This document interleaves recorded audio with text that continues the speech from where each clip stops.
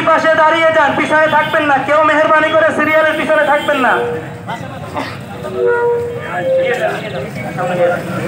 এই যে এইখানে কেউ দাঁড়াবেন না, আপনারা পিছনে যান, কাতারে চলে যান, একবারে কাতার চলে যান, কাতারে। উপরে কিভাবে সাহাবপন্থীরা হামলা করে রাতের আধারে লোহার পাইপ দিয়ে পিটিয়ে তার শরীরকে জখম করেছে, তার হাতে আঙ্গুল ভেঙে দিয়েছে। সুতরাং যারা এই সমস্ত অত্যাচার, জুলুম, নির্যাতন করে, খুন করে, এদের কার্যক্রম এই জালকাঠির মার্কাজে হতে পারবে না, পারবে না, পারবে না। সবাই একমত? সম্মানিত হাজিরিন, এ পর্যায়ে সংক্ষিপ্ত বক্তব্য রাখবেন হযরত মাওলানা মোহাম্মদ আব্বাস হোসেন, হযরত মাওলানা আব্বাস আলী খান।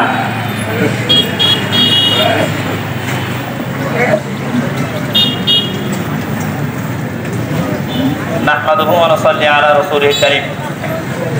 আমরা সবাই অবগত, আয়নার মতন, পূর্ণিমার চাঁদের মতন স্পষ্ট যে 18 তারিখের সেই ঘটনা সম্পর্কে বলার অপেক্ষা রাখে না। ইসলাম কোনো হাঙ্গা দাঙ্গামা চায় না, সন্ত্রাসী চায় না, তারা চায় শান্তি। শান্তি তো সেই জাতিরাই করবে যারা ইসলাম প্রিয়।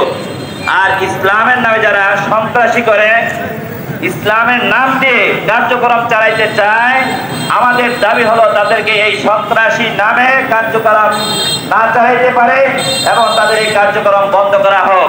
আপনারা জানেন, আপনারা অবগত আছেন, সরকারকে তারা বৃদ্ধাঙ্গুলি দেখিয়ে তারা এই নিরীহ মুসলিম জনসাধারণের উপরে হামলা করেছে।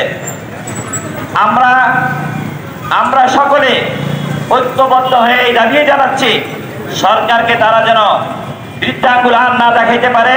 সমস্ত ছেড়ায় বাংলাদেশের সমস্ত জায়গা থেকে তাদের কার্যক্রম বন্ধ করা হোক, এ বলে আমি আমার বক্তব্য শেষ করলাম।